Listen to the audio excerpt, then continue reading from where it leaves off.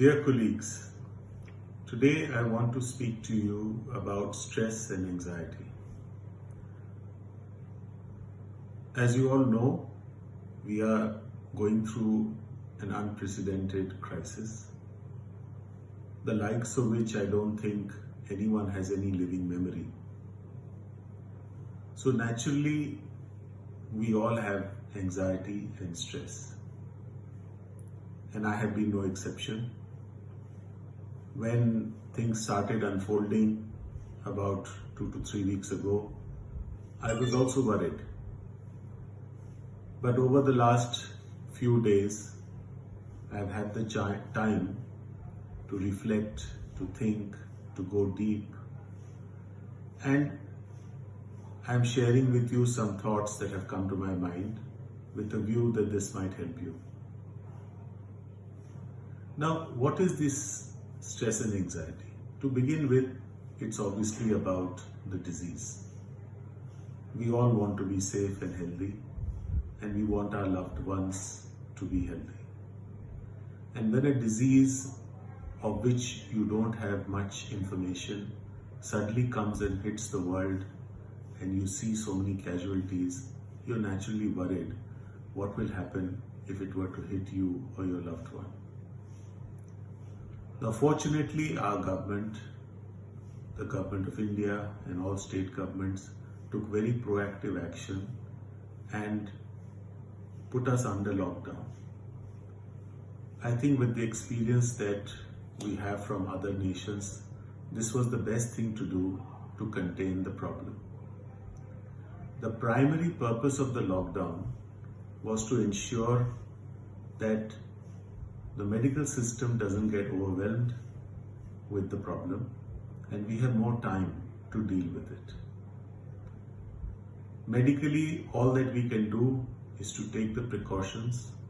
I'm not repeating it because I know it has been repeated many times and all of you are aware. And besides taking the precautions, we need to then see that we build up our immunity, we live a healthy life, we have a balanced diet, we do exercises so that we can improve our immunity. But this disease is not going away as soon as the lockdown is over. The purpose of the lockdown is only to ensure that this is contained. The disease is going to be around and we will have to be careful for several months till we are sure that there is a vaccine available for its cure. The ideas of social distancing, the ideas of hygiene and sanitation, these will become even more important once things will start opening up. The other anxiety is the anxiety of our career, our jobs. Now, what is the cause of anxiety? Primarily, the cause of anxiety is a certain idea in our mind of how life should be.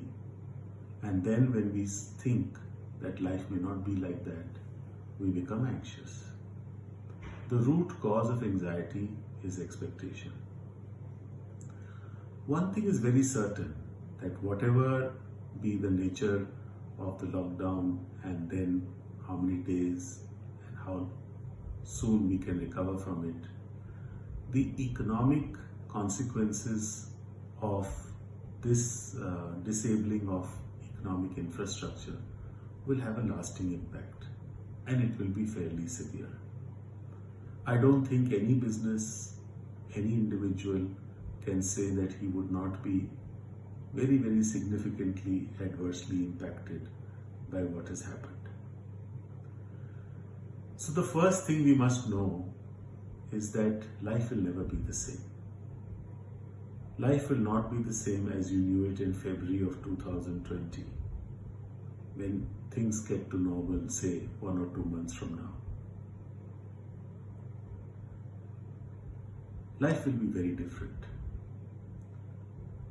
If we have the anxiety that our lifestyle, our expectations from life, from our business, from our career will remain the same as it was before and things will all come back, then we will always be stressful and we will always have anxiety and we will be very frustrated and angry because things will not happen that way.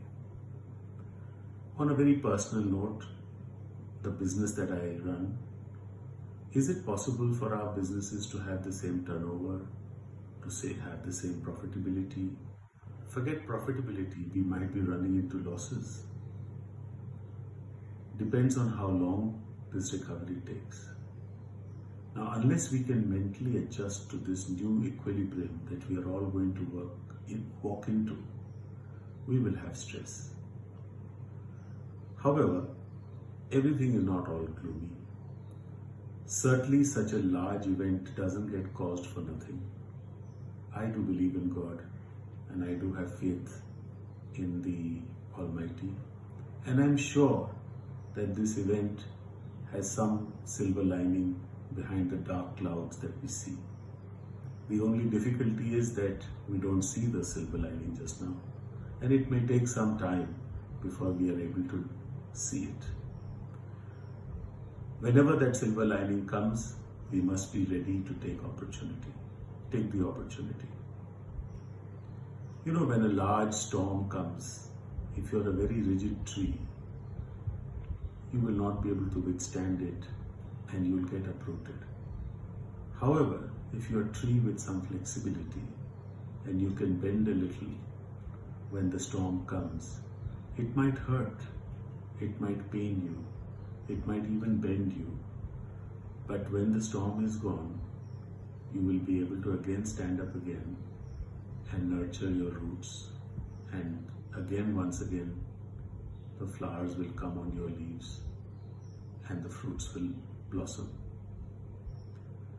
This is the way nature is, and we need to learn how to be flexible, and we need to allow the events that come to be taken not with anger and resistance, but in a way that it is a very, very large force.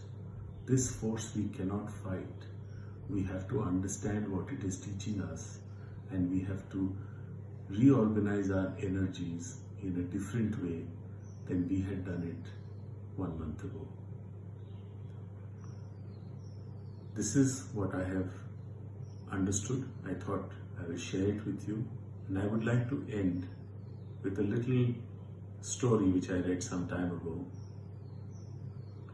So there was a farmer, and it was a beautiful day, and for a few days he wanted to eat his breakfast outside in the courtyard. So he put out his table and he was putting out the fruits, and some monkey appeared, and every time he put out the fruits, the monkey would come and take the fruits away.